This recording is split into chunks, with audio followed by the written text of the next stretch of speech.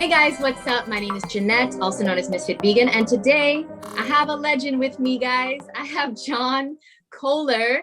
Okay, he is one of the pioneers of the raw food movement and the healthy living lifestyle. And so, John, how you doing today?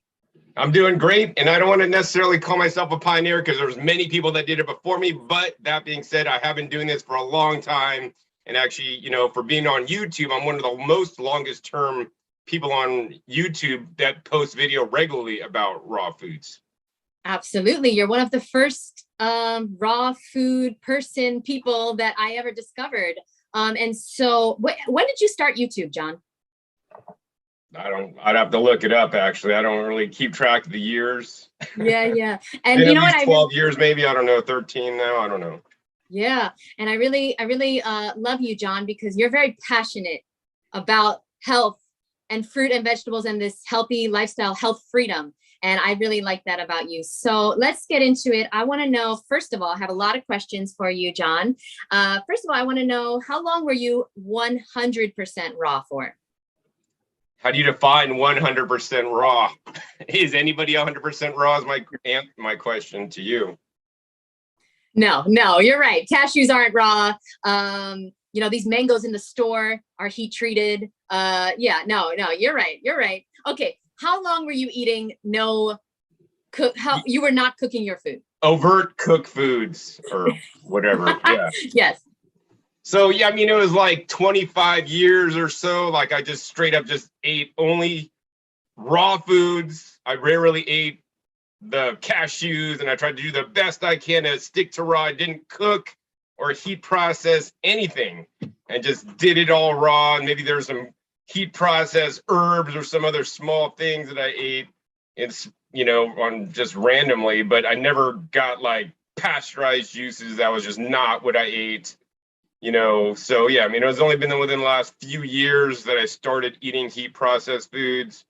After basically I got some blood tests and I was like, maybe I need to switch it up. And then more research came out about microbiome. And I'm like, hey, wait a second.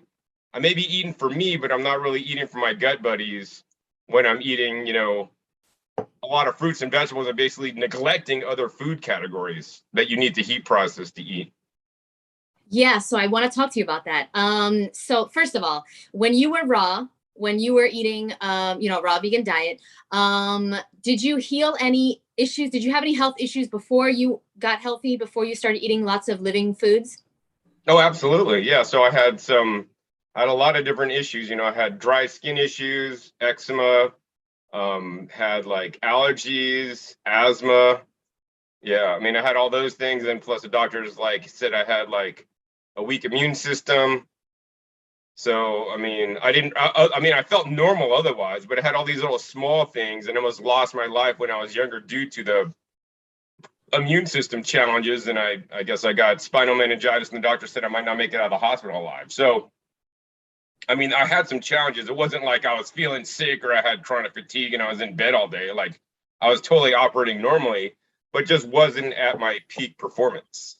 And how old were you when you gave up the standard American lifestyle?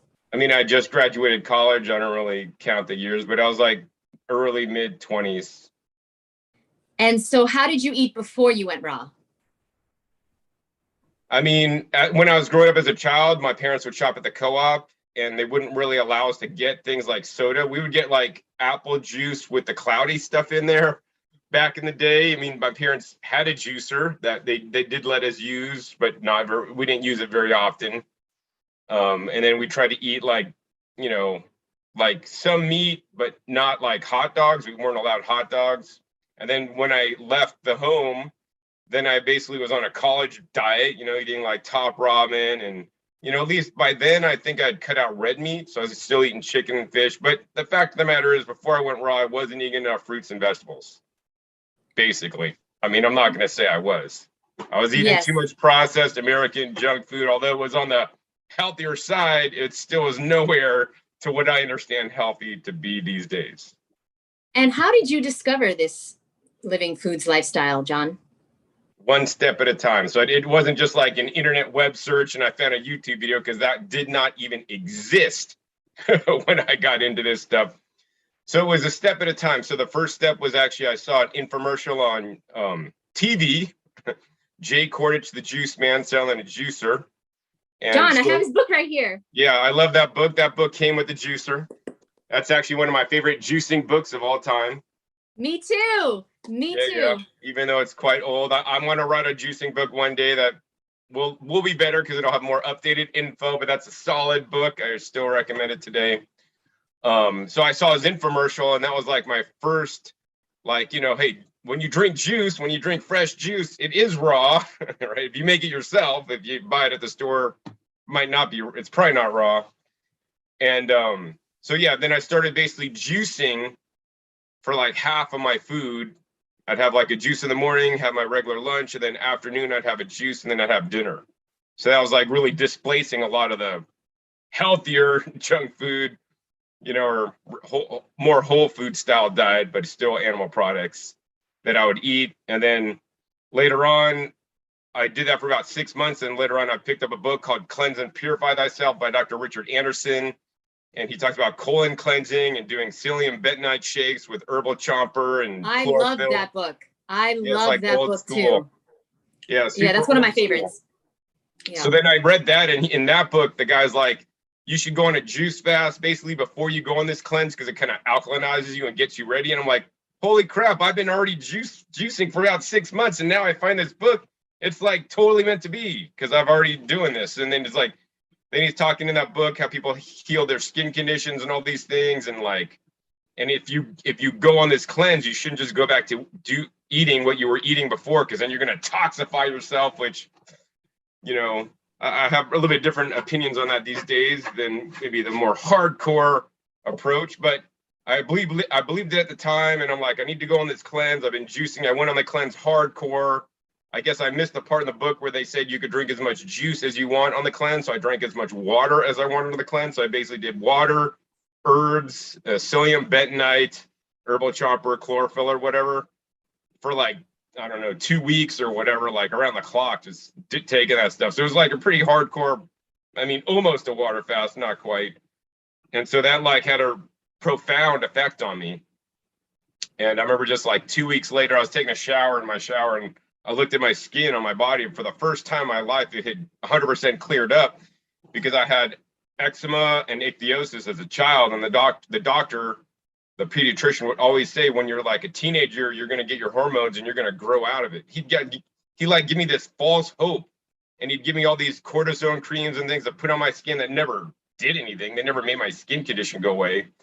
And my skin cleared up after that, after juicing, and then just this cleanse and not even eating raw foods yet. So it's like, yes, everybody has some toxins, I believe, that people need to release, but so then I was slick. I remember just being in the shower, and I started crying. And I don't know if I was crying because I was so happy that my skin was cleared up for the first time in my life, or I was so like scared that like, oh my gosh, now I could eat this raw food diet for the rest of my life, if I want to stay healthy, because that's what the guy said in the book. Yeah. So, that was my first foray. And then I looked more. There was no internet. So I basically found, luckily in California, there was a raw food or living food support group in my area. I found another guy, David Klein, who was in a natural hygiene. He had the Living Nutrition magazine. He lived in my area also. So I just basically networked with other people, bought books from bookstores because there was no Amazon at the time, read books, and met other people. There was a raw restaurant in San Francisco, Giuliano's Raw, a restaurant way back in the day that I remember eating my first 100% raw day back in 1995. And then basically I've just been moving forward, all during the time I've been on this path. I've been trying to, how could I improve what I'm doing? And this has taken me many different paths. Growing my own food was a big major step. Because, hey, if I'm already eating the healthiest foods on the planet, how can I make the healthiest foods on the planet, fruits and vegetables, more healthy? Well, hey, I could do that by growing them, by controlling the fertilizers, the nutrients, the soil amendments, the minerals, the bacteria, the microbes, the fungi in the soil, so that I make more plant phytonutrients, so that they are healthier for me. And I didn't really know earlier when I was getting into raw foods, there's a big difference between like eating date paste and nut butter, which I ate a lot of when I got into this, because it's raw, it's healthy, right? And compared to like drinking, or eating more leafy greens and green juices, and how to balance out the fruits versus vegetables, because that's critical. And I think in a lot of raw food camps these days, like, fruit is overemphasized and vegetables are not emphasized enough. So I completely agree with when you say like dates and nut butters. That's raw, so it must be healthy. Absolutely not. I destroyed my teeth doing that, and I found, I was like having health issues just cramming in the nut butters and the dates and the oil and all these things that are technically labeled as raw. So I completely agree with that. I would like to talk to you. Oh, I have so many questions for you, John. So first of all, what percentage of your diet would you say right now is raw versus cooked?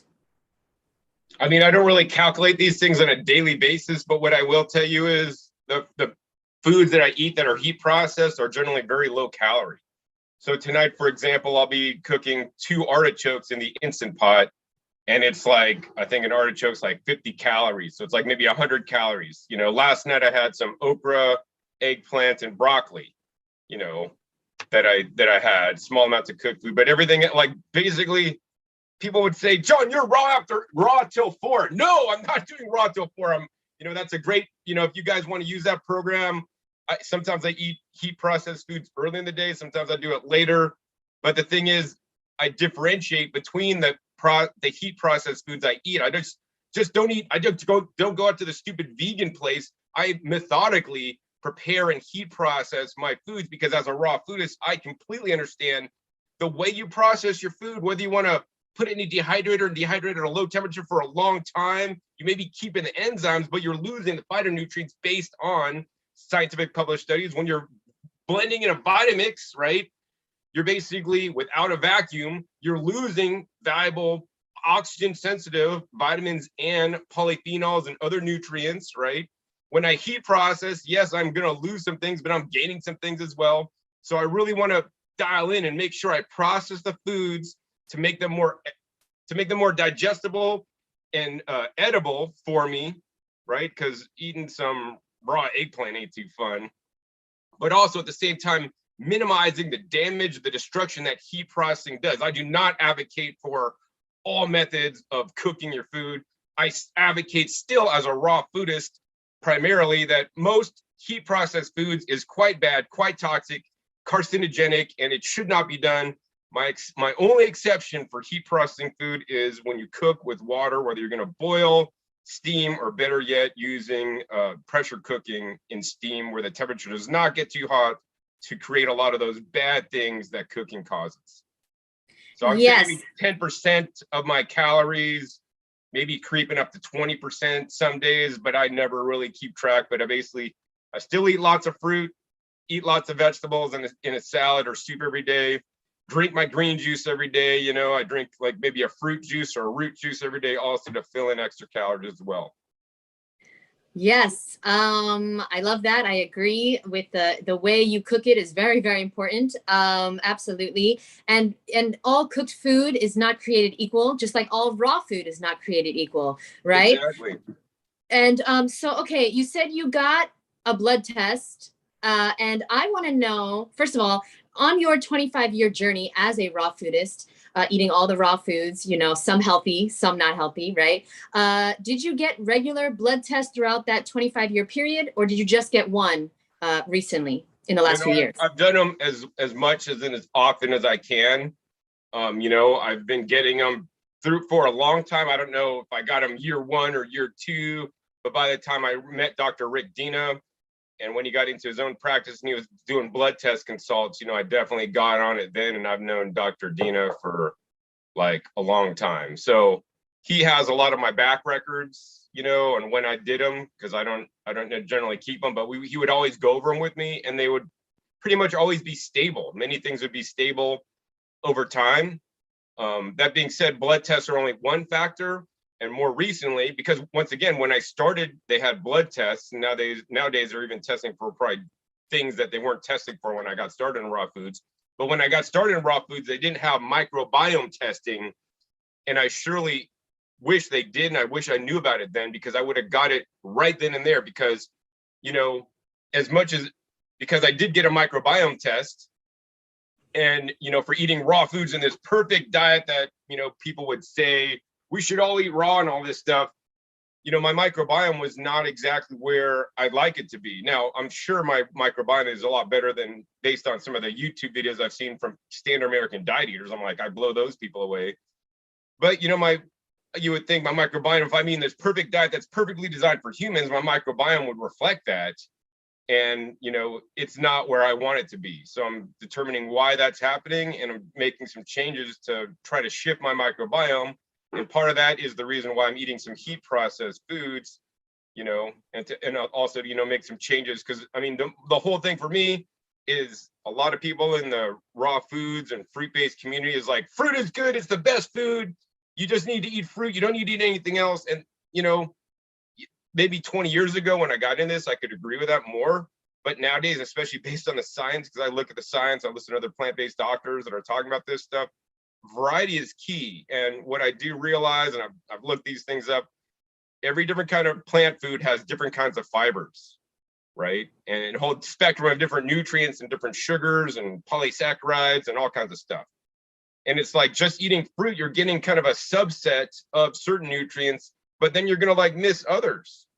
And so you could live on that. And yes, if you come from a standard American diet, eating a fruit-based diet, you're going to get massive benefits. But I've seen far too many people in a raw foods diet just totally crash and burn. They go back to eating meat and crap because they're restricting themselves too much in this little ball. And I want you to just expand people's horizons. Hey, I mean, I think you would agree that it'd be better if somebody ate some heat processed plant foods that's steamed or something than going back to meat to be healthy, because they're restricting so much because you got to do it this one small little way. I don't know. That's my opinion these days. And so I've done my first and second microbiome test. So I want to see the results, and I'm going to see and track the progress as it goes on over time to see if it makes a difference. And if it doesn't make a difference, I'm going to be back on raw food. I'm not tied to what I'm doing, but I think it's going to work. And, I had a challenge with my immunity. And so especially during these times of viruses around and all this stuff, my goal, is maybe different than others. I'm not like an endurance athlete and all these things. My goal is to have the best immunity because I was given a short stick as a child from my genes, or because I wasn't breastfed or whatever. And I need to correct that. And I think that for me, a big part of that is the diet. Yeah, I completely agree with a lot of the things you said, John. I think a lot of people would really find that they feel so good if they would just stick to whole foods in general, whether that's raw or cooked. So many people are going back to eating processed foods because they can't maintain a restrictive raw vegan diet. What's the point? And so I completely agree with that for sure. I like what you're doing. I like that you're sharing the truth and you're being honest, because so many people are not online. This world is so fake sometimes. And so I appreciate that about you. You're obviously a truth seeker. And so you're just seeing, you're experimenting on yourself, which is what we're all doing. Some of us are doing a better job than others. Some of us don't even care what we put into our bodies. Can you talk a little bit about, some people think that they just eat food and it comes out the other end. Can you talk a little bit about what happens when you eat something like something from a dead animal's body part or a byproduct of a animal? So I'm definitely no doctor, or I don't really know about all these things, but what I'll say is this: every different food digests differently, and we have different parts of our digestive system, which starts in our mouth and ends at our anus. All right. Some foods will kind of stick around in certain areas of our body longer than others, where they can be problematic, because some foods contain, carnivores would say plant foods contain anti-nutrients, and I would say animal foods contain, a lot more potential toxins in there that I don't want to have sitting in my body, because the animal foods don't have any fiber. In addition, animal foods, because they don't have fiber, are not feeding our microbiome, while animal foods can have nutrients in it, and people have lived on animal foods in combination with plant foods. And I would never recommend a 100% carnivore diet. That being said, I'm not a super hardcore vegan, and I don't like that word for using it myself. I prefer the term plant-based, but I do advocate that people eat majority of their food is plants. If they do want to eat meat, because I'm not here to try to get ready to be vegan, meat should be a small condiment, no more than like a fistful a week. and everything else should be plants. This would be better for the environment and better for you and your microbiome based on the studies. So what animal products do you eat, John? I mean, I take a supplement, if I'm going to be honest, that is derived from milk, but I don't eat any animals. And that's, once again, for my microbiome that I'm experimenting with. You know, I'm not going to be hardcore vegan and then destroy my health because of it. If I could get this animal product that they use whey to basically ferment so that the end product is like 98% whey free, and they turn it into a different product, you know, I mean, there's an alternative to that, but I just need a lot of human breast milk. If you know anybody to hook me up, I'd be glad to get off this product that is derived from dairy so that I could drink real human breast milk, but you just can't really do that. I don't know anyone that's personally, but I'll keep you posted. Okay, in the last 25 years, so did you ever experiment with eating animal products or like eggs or milk? I never did eggs. I have done milk and cheese in the last 25 years. I did raw dairy. I visited my friend Jeremy Saffron in Hawaii. I have a video on how, you know, goat milk helped him. And even after being a raw vegan for a long time, he had some back pain. And when he started incorporating goat milk, his back pain went away. And he said he tried everything to get his back pain to go away on being vegan, and it didn't work. Now, the cool thing is the update on that was that he is doing dairy again. He thought it was so good, he kept doing it. And then another point, after it helped him, then it started hurting him. So it's not like dairy is good or bad. I mean, if you're eating a nutritionally deficient diet, animal products are basically concentrated plant nutrients. So you can do a few things. You could concentrate, you could eat more plant nutrients and do what the animal would do and get those into you, and maybe eat a wider variety of foods, or you could just go for some animal products. I have a question. So you said that it was a blood test you got with Dr. Rick Dina that showed you that your microbiome wasn't as diverse as you think it should be, no. Right? Mm-hmm. Okay. So now my question is, I'm just really curious, John, did you have any health issues, or were you feeling any way like bloated or having digestive issues or feeling not optimal? Okay. So first off, I did blood testing with Dr. Rick years ago. I haven't done one in several years with him. I've been doing them on my own lately. My last 3 were on my own without Dr. Dina, but I have seen patterns with the testing, the blood testing I've done in the past, and it always would be around my cholesterol levels, LDL, triglycerides, as well as, I mean, those are the main things. I mean, vitamin D and B12 also could be a little bit low, but in range, but maybe a little bit of concern. But I did microbiome testing, not with Dr. Dina, you know, on my own accord.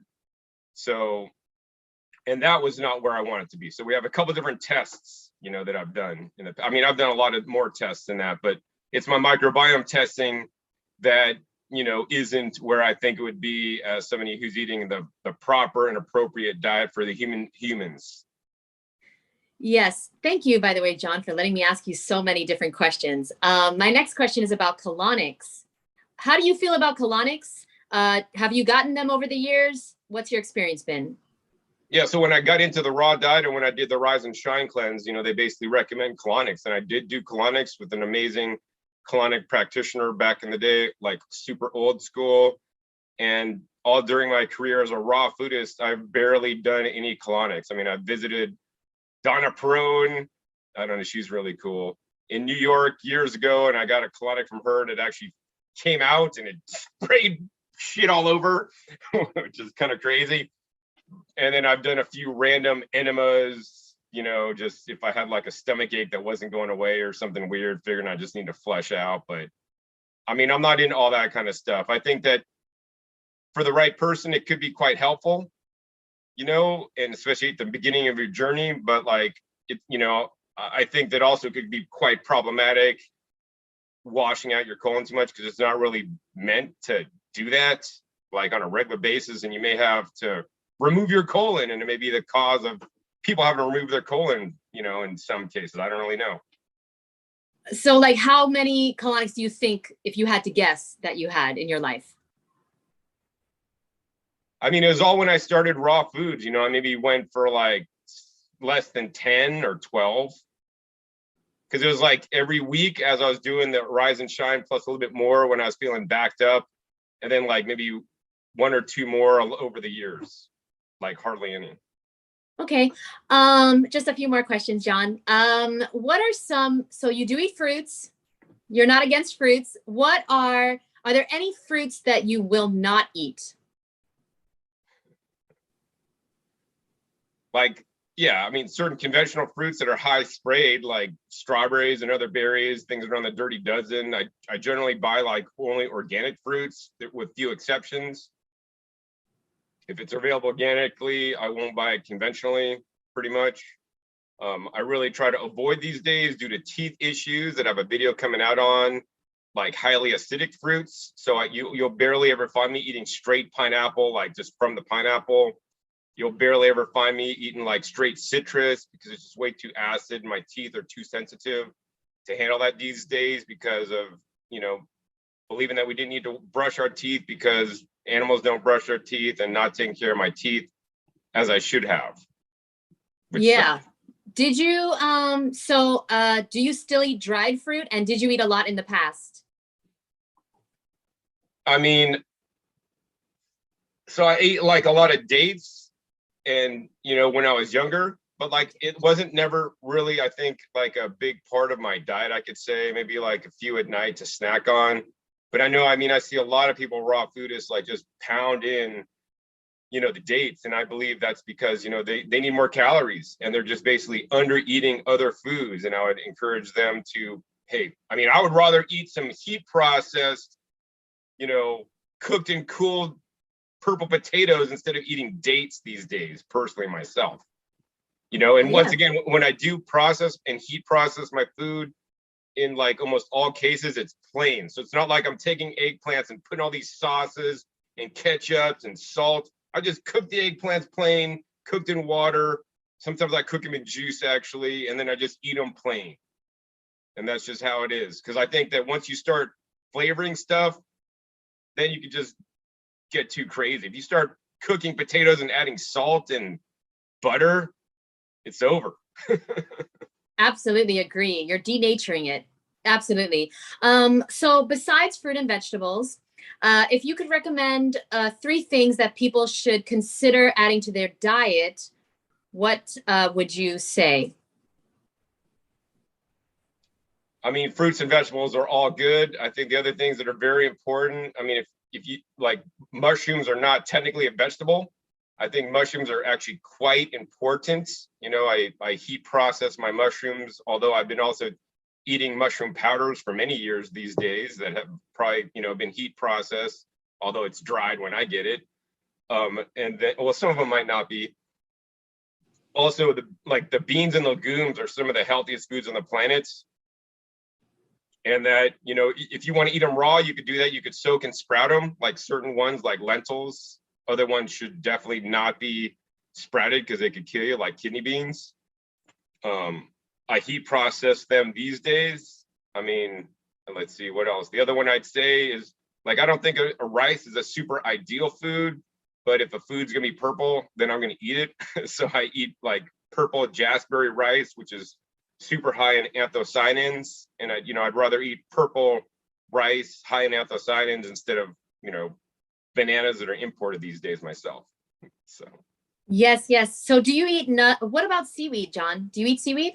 Absolutely. I recommend seaweed consumption, small amounts on a regular basis. And is there a company you recommend specifically to get your seaweed from? Everybody's going to say like contamination is an issue. And so my goal is when I buy seaweed or try to avoid getting it from China, if you want to get it from Europe or New Zealand, I think that's safer sources, or off the coast of California, like in way northern California. I get some also from like the Maine region over there, and I just got some actually shipped in from France. Amazing. Wow, from France. I've never had seaweed from France. What kind of water do you drink, John? So I drink like my goal is to get all my liquids from juices. So I'd rather drink fruits and vegetables instead of water. And I drink 3 to 4 of these a day, generally, quarts of juice. That being said, I do drink 1 liter of water a day when I'm home, and it's actually Q-Larvia Q18, if you want to look it up. What kind of water is that? Q-Larvia, so it's fractionally distilled water, if you want to be technical. I want to be technical, yes. Okay, now, do you eat nuts and or seeds or fats currently? Yeah, absolutely. And what is your percentage, you would say, of fat? If you had to guess, John, if you had to. Yeah, I mean, I never figure these things out. But I mean, I'm on the whole low fat raw diet kick. So like mostly every day I eat 1 or 2 handfuls of nuts and seeds a day. Still, you know, I probably should up that a little bit because I'm learning there's a lot of benefits to nuts, and restricting them too much is once again taking away calories that you now got to get from fruit or vegetables or somewhere else. So, you know, these days I might take like 2 or 3, usually it's 2, of like in-shell nuts. So I have a whole video on in-shell nuts, and I'll take like 2 pecans, 2 walnuts, 2 macadamia nuts, 2, you know, hazelnuts, 2 almonds, you know, a couple different pistachios in the shell, like 2 or 3 Brazil nuts, and I'll sit there with my nutcracker at night when I'm watching Netflix and just crack them and eat them. So I'll have like, I mean, it's like, I don't know, 15 nuts or 20, not even 20, because I don't have that many varieties. Maybe like, I don't know, 12 or 15 individual nuts, you know, that I crack. Wow. Okay, just a few more questions, I promise. So can you just tell me on average, like what does an average day look like for you now, breakfast, lunch, and dinner, if you eat 3 meals a day? I eat when I'm hungry, so I try not to be, you know, eat breakfast, lunch, and dinner at any specified times. I can tell you what I ate today so far and what I will be eating later, because I kind of already know. So the first thing I had about like 7 nectarines from the local farm, white nectarines. And then I had like a quart of green juice. And then after that, I had a quart of, this is like watermelon jicama mint juice with ginger. Wow. And then, yeah. And then after this, I have a quart of my raw soup. I have pictures of it on Instagram. I make raw soups and this soup is based around like carrot juice with tomato juice, and then a whole bunch of seaweed and vegetables from my garden. I have videos on how I make the soup on my OK Raw YouTube channel. And then after that, I might have like another juice. It'll probably be more a fruit juice because that's what I got in my fridge these days. Or actually, no, it's mostly cucumber with a little pineapple in there with jicama. So like, just the pineapple gives it a little sweetness, but it's mostly cucumber because I have so many cucumbers right now. And then after that, I'm going to have probably those artichokes, and I have some other heat processed foods that I have left over from yesterday, including the okra and eggplants. Amazing. I might have a few nuts. I might have a few nuts too. Yes, that's amazing.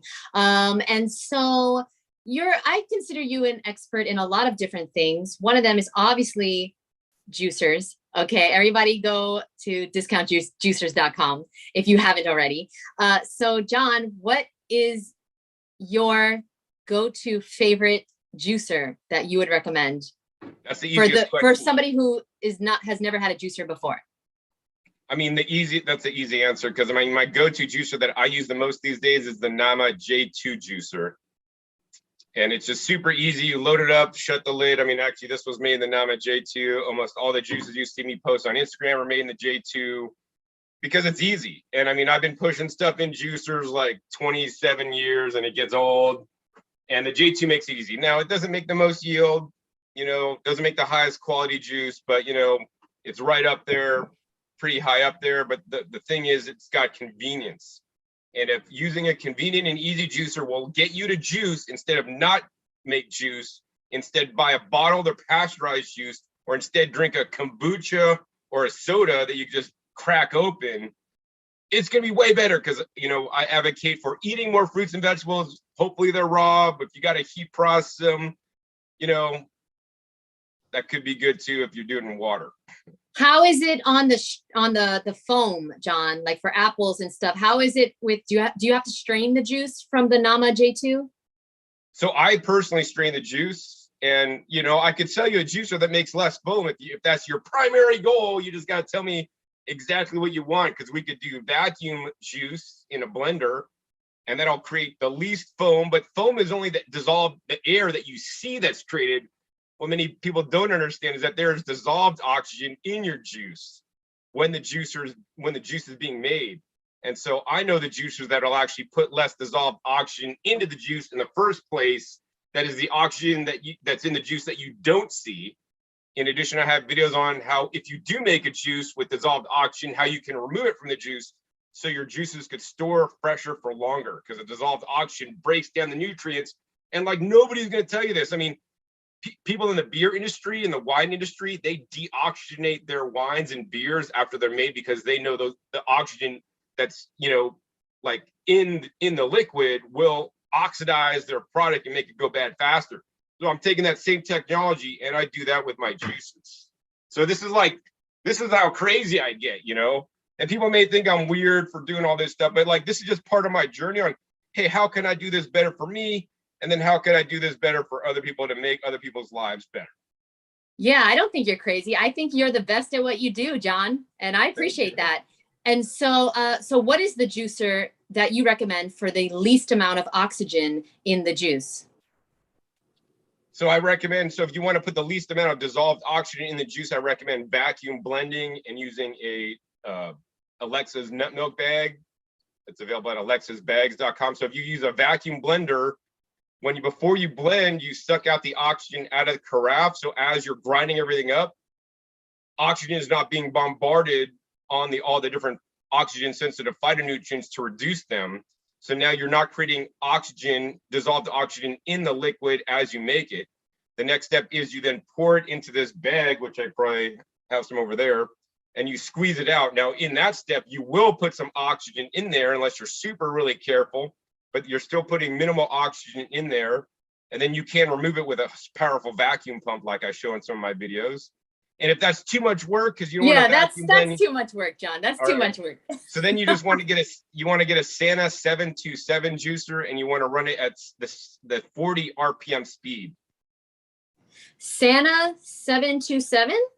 And you want to run it at the 40 RPM speed. I have a video you could look on YouTube. Like, I juice celery in the Santa 727 at the slow speed and fast speed, because they have 4 speeds. And at the slow speed, you don't see any foam on the top, but at the high speed, there's a lot more foam on the top, and the yield was less.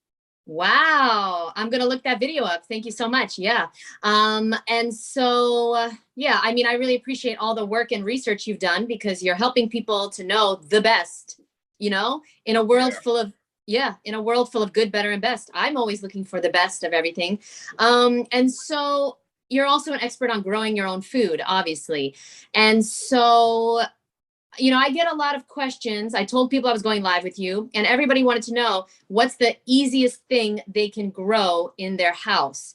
I'm guessing sprouts, but is that right? Absolutely. Sprouts. I mean, you could do sprouts in a mason jar. My favorite sprouts to grow are actually buckwheat sprouts, which are actually another very valuable food that people on a raw foods that should eat more of. Sprouted buckwheat makes little tails. You could do sprouted broccoli, which granted is probably healthier than the vegetables that I grow in my garden, because they are little babies. They're more higher in sulforaphane and anti-cancer nutrients. You could grow alfalfa sprouts, clover sprouts, radish sprouts, lots of different sprouts, like even in a mason jar. There's books on sprouting you could pick up. I mean, that's the easiest, because I mean, I do my buckwheat sprouts. They're sprouted in one day. I have techniques I could sprout them in one day when it's summertime. In the winter, it takes a bit longer because it's cooler, but I could sprout buckwheat in one day and be eating it the next day. Wait, tell us your techniques. You put it in the dehydrator? I need to make a video on that, actually, because I could be like, grow your own food in one day, and I think that video would make a lot of views. Okay, so you're going to keep it a secret until then. Okay. I'll tell you guys. So here's the thing.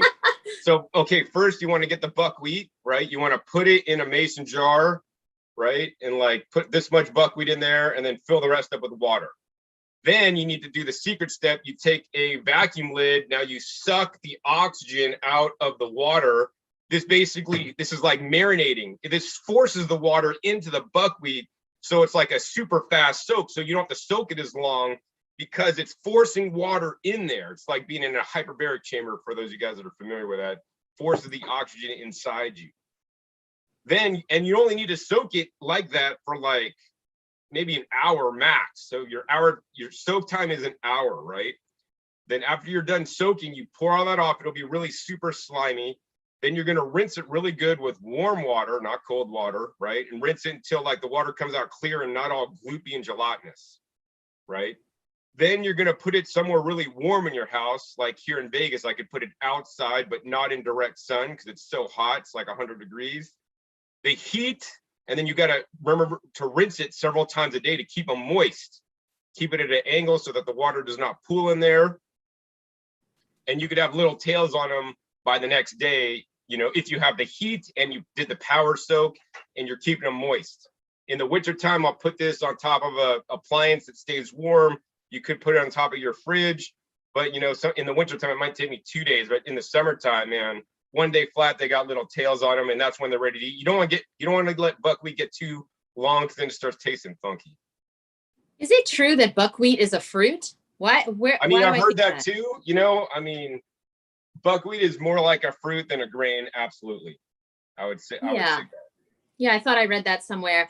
And so is there a company that you recommend to get your sprouts from? Like the seeds? Yeah, the seeds. I mean, you could just go to the Sprout Brothers. You know, those guys like check out all their sprouts. If you guys, they're probably more expensive. If you wanted a cheaper source, you could check out True Leaf Seeds. You know, I visited them in Salt Lake City, Utah. I mean, they're legit. They test, a lot of companies may not test their sprouting seeds for like bacteria, which then you could get sick from. And True Leaf Seeds and Sprout Brothers do test their seeds.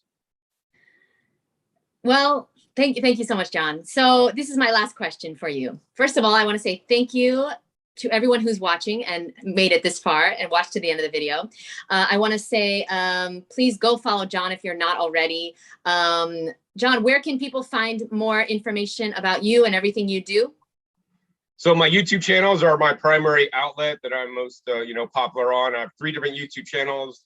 okraw, which is where I teach about, you know, my raw foods, plant-based, fruit and vegetable-based diet. I have the Growing Your Greens, where I teach you guys how to grow your own food.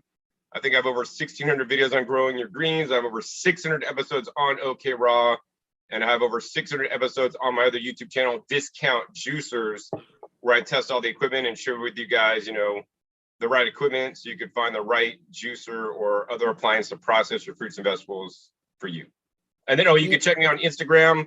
I try to post Instagram every day and kind of show you guys some of the recipes that I'm making and eating personally and what I'm growing and eating at that time. So if you're like, oh, what's John eating today? You can say, oh, he bought a case of strawberries for 20 bucks at the farmer's market or whatever. I love it. I love it. And so my last question to you, John, is if you could tell everyone in the world a message, everyone, okay, it would be translated into all languages, everyone in the world, what is something that you are inspired today to share with everyone? I mean, I think I want the message to be that everybody should, you know, eat the highest quality, locally grown, homegrown, if possible, fruits and vegetables, and they should make up the basis of your diet and fill in with other small food components. Yeah, eat some beans, eat some mushrooms, eat other small things, but man, the leafy greens and the vegetables, do not underestimate them. I think I really want people to eat more, especially leafy greens and vegetables. People have an easy time eating fruits, but I think the leafy greens and the vegetables get left out. They're quite beneficial. And I just want everybody around the world to eat more of them. I mean, some of the longest lived people, like the people in Okinawa, eat, you know, the purple sweet potatoes over there.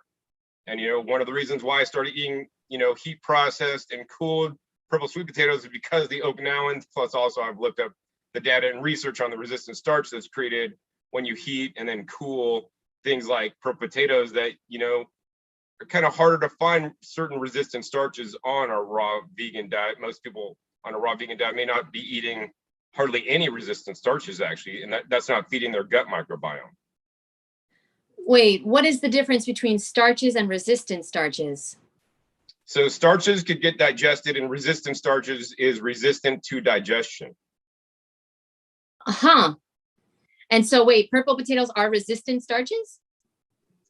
So you heat them, and there's different kinds of resistant starches. So if you heat them and then cool them, right, then you have a much better resistant starch for your microbiome than just eating them raw. You could eat sweet potatoes raw, and there's a small amounts of resistant starch in there, and it's a different form than if you heat them and cool them, because there's like RS1, RS2, RS3. I'm gonna have a video on that one of these days, but it's all crazy. But if you want to, as a raw vegan, if you want to eat some resistant starch, the easy way to do it is eat some green bananas. Nobody ever eats green bananas because they want them ripe, but eat like some plantains that are unripe, and you'll get some resistant starch in you. A little bit different kind than what's in the heated and cooled sweet potatoes, but it's better than not eating them. And as a raw foodist, I never ate green bananas.